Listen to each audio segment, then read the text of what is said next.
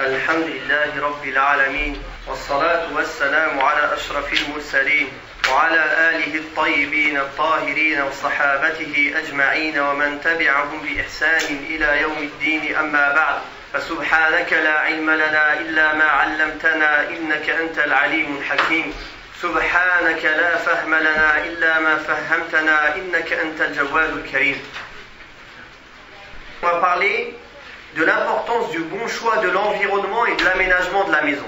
Avant de rentrer dans ce point-là, je voudrais dire que les points que je vais énoncer, ça dépend bien sûr des capacités de chacun. Il faut savoir qu'un musulman, quand il fait des choix dans sa vie, ce n'est pas anodin. Par exemple, un non-croyant, quand il choisit une maison, parce qu'à côté, il y a la gare, il y a une école, elle est jolie, elle est équipée ou non équipée, taïb. Un musulman, comment il fait ses choix quand il doit habiter quelque part? La première des choses, il choisit un endroit où il y a une mosquée aux alentours. C'est la première des choses qu'un musulman doit regarder quand il doit habiter quelque part. Autant c'est important de fréquenter les mosquées dans les pays musulmans, autant ça devient encore plus important de les fréquenter dans les pays non musulmans. Car l'ambiance qu'il y a autour de nous ne nous aide pas à se rappeler d'Allah, ni à lui obéir, ni à suivre le chemin du prophète sallallahu alayhi wa sallam. Pourquoi? Pour que l'homme puisse faire ses prières obligatoires à la mosquée. Comme vous le savez, le prophète sallallahu alayhi wa sallam fortement insisté sur l'importance de faire la prière à la mosquée pour les hommes de sa communauté. De même qu'il n'a pas interdit aux femmes d'y participer, bien que la prière de la femme chez elle a une plus grande récompense qu'à la mosquée. D'ailleurs, le prophète alayhi salatu wassalam, quand il a été questionné par un aveugle, quand il lui a demandé la permission de ne pas venir à la mosquée, au début, il lui a laissé la permission. Cet aveugle disant que dans la nuit, il n'avait personne pour le guider jusqu'à la mosquée, qu'il avait peur des bêtes et des insectes venimeux. Au début, il lui a laissé, puis il l'a appelé. Avant qu'il sorte, il l'a appelé. Il lui a dit, est-ce que tu entends l'appel? Il a dit oui. Il a dit réponds. Un aveugle, d'ailleurs nous connaissons tous le hadith du prophète sallallahu alayhi wa sallam, ou bien on l'a déjà entendu. Un jour, j'ai pensé à mettre quelqu'un pour présider la prière à ma place et d'ordonner aux gens de ramasser du bois et d'aller dans les maisons de ceux qui n'ont pas prié à la mosquée pour brûler leur maison sur eux. Donc si ça ne montre pas l'importance que les hommes ont à venir à la mosquée, je ne sais pas qu'est-ce que ça prouve. Si l'homme habite proche de la mosquée, ce sera plus facile pour lui de se déplacer, de venir. Alors que quelqu'un qui habite loin de la mosquée, loin des musulmans, il viendra plus difficilement. Il devra avoir une monture, une voiture, etc. Ça lui prend du temps, il faut stationner, etc., etc. Et pas proche de la mosquée tout court. D'une mosquée qui est sur la sunna. Comme ça, on peut en profiter. Proche d'une mosquée où nos enfants auront un profit dans cette mosquée, où il y a des cours, où il y a différentes activités selon le Coran et la sunna du prophète alayhi salatu wassalam. Il y a des gens qui déménagent d'un endroit à un autre pour trouver un meilleur travail. Il y en a d'autres qui déménagent d'une ville à une autre pour s'approcher d'une mosquée où il y a plus de cours, où il y a plus d'ambiance, pour pouvoir être proche de cette mosquée-là.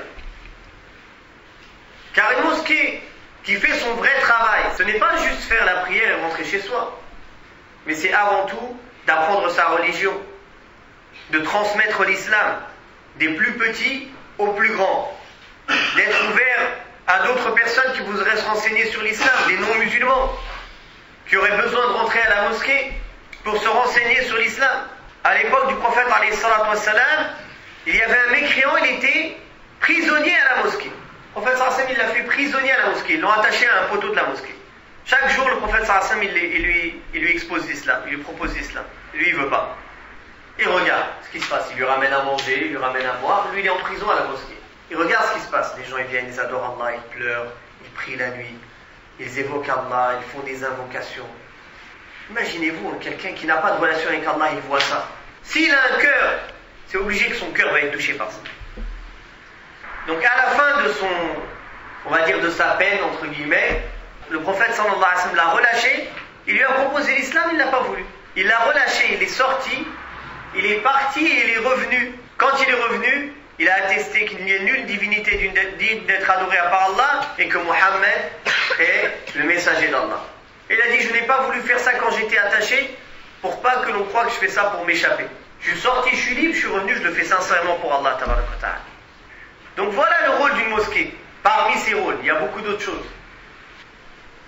D'ailleurs, entre parenthèses, ça me fait penser à quelque chose. Vous avez tous entendu parler de la fatwa qui autorise dont certains autorisent d'acheter des maisons à crédit. Nous avons déjà expliqué à plusieurs reprises que c'était haram. Car ce n'est pas une nécessité, la personne n'est pas dans la rue en train de mourir pour acheter une maison à crédit. Et pouvoir faire le crédit, c'est comme quelqu'un où le crédit a intérêt, ce serait autorisé pour la personne qui serait dans une nécessité absolue, comme quelqu'un qui mangerait du porc ou de la viande d'une bête morte parce qu'il en a besoin. Mais pourquoi je vous parle de ce sujet? Ceux qui ont fait cette fatwa-là, ils avaient donné soi-disant certaines consignes aux musulmans pour ceux qui voudraient faire ça, à condition que vous allez dans les endroits où il y a les musulmans, proches des mosquées, vous vous regroupez entre musulmans. Et j'ai remarqué, tous ceux qui ont pris cette fatwa, ils fuient les musulmans, ils vont au milieu des koufars. Non, je cherche une maison tranquille, loin des Arabes, loin de l'Arabe. Il ne sait pas qu'il est en train de fuir peut-être certains mauvais comportements de nos frères, mais il est en train d'aller vers l'enfer pour lui et ses enfants. Parce que peut-être que on va trouver un environnement où les gens ont un comportement un peu plus calme ou moins dangereux dans le comportement, mais leurs idées et leurs croyances, elles sont beaucoup plus dangereuses, jusqu'au point où nos enfants ils pourraient sortir de l'islam à force de les fréquenter. Avant le comportement, c'est la foi et la croyance et le dogme le plus important en islam. Tu préfères être au milieu de gens morts qui n'évoquent pas Allah plutôt qu'être au milieu de tes frères musulmans qui sont vivants malgré leurs défauts et leurs péchés? Wallahi, tous ces gens, malgré leurs défauts et leurs péchés, l'un d'entre eux, il vaut mieux que la terre entière remplie des autres. Wallah. Parce qu'il dit la ilaha illallah. Donc, la première des choses, choisir bien l'environnement où on va habiter. Et éviter, si l'on peut, d'habiter dans les endroits où il y a beaucoup de criminalité, etc. Pour que nos enfants aussi, après la croyance aussi, ils ne prennent pas des mauvaises moralités ou des défauts dans le comportement. De même que dans la maison, dans les dispositions de la maison, il faut faire attention à certaines choses. Pensez à mettre des doubles rideaux aux fenêtres, pour que la nuit, quand on allume les lumières, les gens ne voient pas l'intérieur de nos maisons. Ou bien nos femmes qui se dévoilent, ou bien nous-mêmes on se change, on est dans des habits plus légers que ce qu'on, par exemple, que ce qu'on a à l'extérieur. Ça fait partie de la pudeur. Beaucoup de gens ne font pas attention à ça, ils ont des rideaux transparents, la nuit ils allument la lumière. La femme dehors elle met le hijab d'habitude, là ça y est, tout le monde la voit sans hijab. Pourquoi? Juste elle n'a pas fait attention de mettre un double rideau. De même, il faut faire attention à ce que les toilettes ne soient pas en direction de la qibla. Bien qu'il y ait des paroles des savants sur ça, s'il y a un mur devant, etc., mais il faut éviter, quoi qu'il en soit, que les toilettes elles soient en direction de la qibla. Donc si on a un moyen de le faire, on le fait.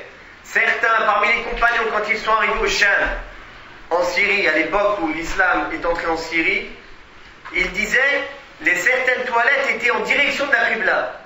Ils disaient, ils disaient on se détournait. Quand on était dans les toilettes, on ne se mettait pas droit, on se tournait pour ne pas être en direction de la qibla. De même, pour celui qui en a la capacité, c'est une bonne chose de choisir une grande maison ou un grand appartement où il y a plusieurs pièces. Et ça fait même partie du bonheur, comme le prophète sallallahu alayhi wa sallam l'a dit, comme on va l'énoncer dans le hadith. Premièrement, parce que le prophète sallallahu alayhi wa sallam a dit Inna Allah yuhibbu an yara athara ni'amihi ala abdihi. Allah aime voir l'effet de son bienfait accordé à son serviteur. Deuxièmement, parce que le prophète sallallahu alayhi wa sallam a dit 3 choses font partie du bonheur et 3 autres font partie du malheur. Écoutez bien ce hadith. On avait déjà énoncé le début du hadith dans le début de Ramadan. Font partie du bonheur la femme pieuse, la femme vertueuse, le maratu saliha. Lorsque tu la vois, plaire. Et lorsque tu t'absentes, tu peux lui faire confiance concernant sa propre personne et concernant ton argent que tu lui as laissé. Donc ça, c'est la première chose qui fait partie du bonheur. La deuxième, une monture rapide, une bonne voiture. Pour aujourd'hui, une bonne voiture. Quelqu'un qui a une voiture qui se casse tout le temps, c'est une cause de lui donner des soucis. Donc une voiture solide qui peut te faire rejoindre tes compagnons si tu veux visiter quelqu'un, visiter la famille, faire quoi que ce soit parmi les besoins de ta vie, ça te facilite, bi'idhnillah.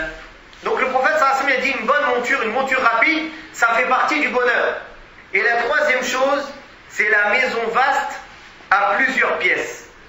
Car une maison vaste à plusieurs pièces, déjà on ne se sent pas les uns sur les autres. Deuxièmement, ça donne une intimité à chacun. Et ça permet, alhamdulillah, de se sentir un peu plus à l'aise, bi'idhnillah, tabarak wa ta'ala. Bien que le prophète sallallahu alayhi wa sallam lui-même, il a dit ces paroles, mais dans quoi il vivait le prophète sallallahu alayhi wa sallam? Comment elle était sa pièce? Elle était comment la chambre de Aïcha radhiyallahu anha? Quand il faisait la prière, il n'y avait pas assez la place pour 2 personnes dans cette chambre. Il était obligé de toucher les pieds d'Aïcha pour pouvoir se prosterner. Sinon, il n'y a pas la place. Alayhi salatu wassalam. Ça ne veut pas dire que sans ces choses-là, on ne peut pas avoir le bonheur. Ça veut dire que ces choses-là, parmi les choses de dunya, elles peuvent contribuer et t'aider à être heureux, tout simplement. Et parmi les choses qui entraînent le malheur, la femme qui, lorsque tu la vois, elle te déplaît. Et qui dirige toujours ses critiques contre toi. Toujours en train de critiquer. Ça donne des soucis ou non? On les voit. Des fois, on trouve des frères toujours miskin mahmou. Toujours il fait la tête. Qu'est-ce que t'as, ma femme? Et tu vois quelqu'un d'autre, machallah, toujours mourtah. Qu'est-ce que t'as, ma femme? C'est pas la même chose. Il a le premier, il a la première femme qui, quand il la regarde, elle lui plaît. Quand il part, il lui fait confiance. Et l'autre, il a la femme, comme le prophète sallallahu alayhi wa sallam vient de lui parler. Quand il la voit, elle lui déplaît. Toujours, elle dirige ses critiques vers lui. Et quand tu la laisses, tu ne lui fais pas confiance concernant sa personne et concernant tes propres biens. Ça fait partie du malheur, des causes du malheur, qui entraînent le malheur. La deuxième chose, c'est la monture lente, qui te fatigue lorsque tu la frappes. C'est-à-dire à l'époque, c'était le chameau, ou bien la mule, ou bien le cheval, qui te fatigue.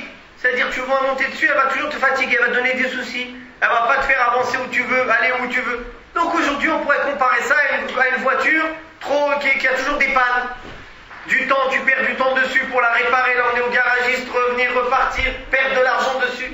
Et la troisième cause de malheur, qui est donc les 3 causes du bonheur et du malheur, c'est des causes opposées, c'est la maison qui contient peu de pièces. Donc, toutes ces choses dont on vient de parler, bien sûr, il faut tenir compte des capacités pour la personne qui est capable d'atteindre ces choses-là.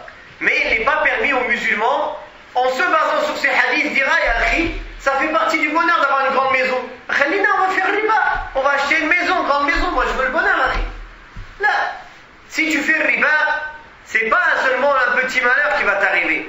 C'est Allah qui te déclare la guerre. Comme Allah Ta'ala dit.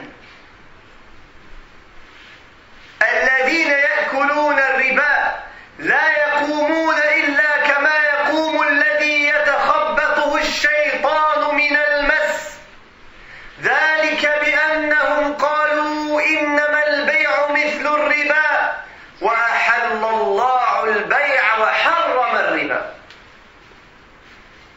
Ceux qui mangent l'intérêt, le jour du jugement dernier, ils vont se lever comme quelqu'un qui est possédé.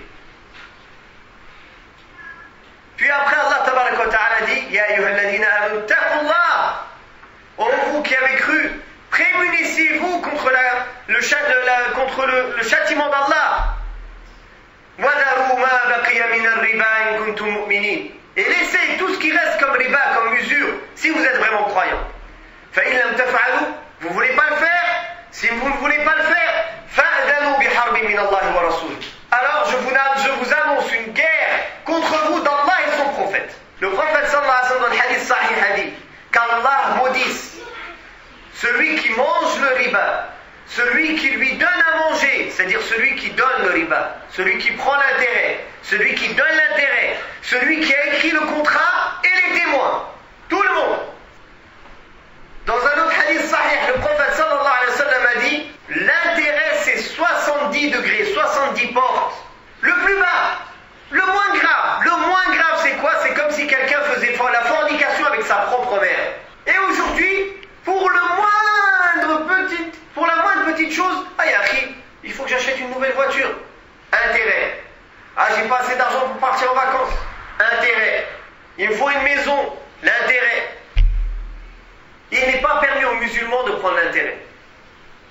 Et ceux qui ont fait cette fatwa-là, c'est une erreur. Et tous les savants dans la Ummah ont répondu et ont clairement détaillé que c'est une erreur. Et c'est contraire au Coran et à la Sunna. نسأل الله تبارك وتعالى يرد المسلمين إلى الصواب وإلى التقوى والخير. Comme aussi certains points de sécurité, certains points d'aménagement, l'aération, etc., le fait que ce soit ensoleillé, que ce soit pas humide, ça c'est des choses, alhamdulillah, qui font partie, qui sont des bonnes choses pour ne pas gêner la santé ou bien la vie dans cette maison. Wa sallallahu ala Muhammadin wa ala alihi wa sahbihi wa sallam, walhamdulillahi rabbil alamin.